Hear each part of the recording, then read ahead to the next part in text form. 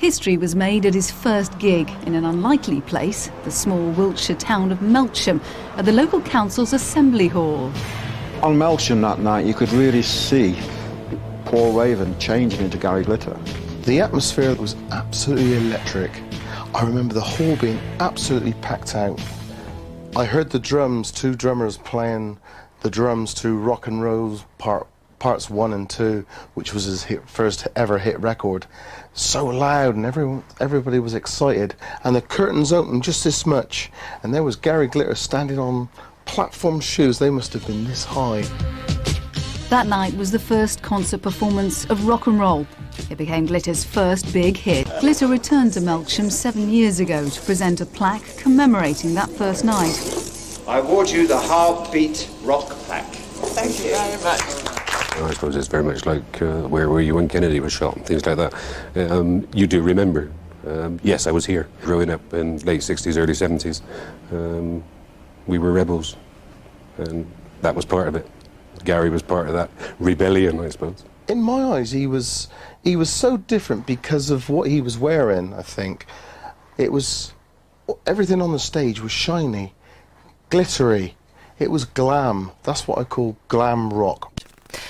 He's a legend in his time. He's the self-proclaimed leader of the gang and never stops making comebacks. He is, of course, Gary Glitter, the king of 70s glam rock, and today he took a walk down memory lane in Wiltshire with Malcolm Frith.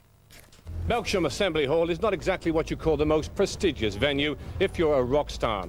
But for one young man in 1972 by the name of Paul Gadd, it was to become the start of his international rock career.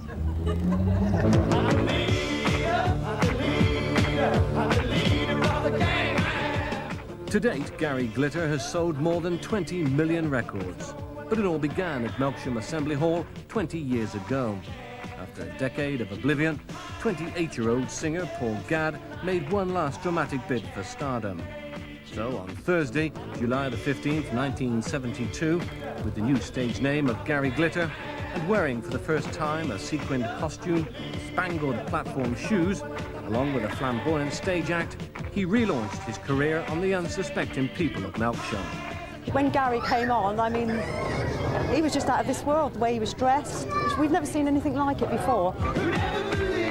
Fantastic. 1972 is really sort of the gig of the century, really, if you like. Brilliant night. Everybody was jumping and screaming.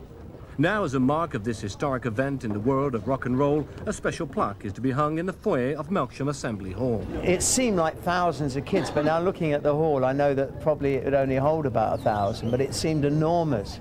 There were kids all outside chanting and screaming, and I was amazed, absolutely amazed. All our clothes got torn, and you know, there were kids fainting in the audience, and I mean, it was like, I suppose in modern day terms, like New Kids on the Block. Oh, fine. Surrounded by his loyal fans, Gary Glitter said he had no plans to perform in the hall again, as it wasn't big enough. But he had this message for his gang as he prepares to begin his nationwide tour next month. Come on, come on, come on, come on! Malcolm Frith, BBC News West, with Gary Glitter in Melksham.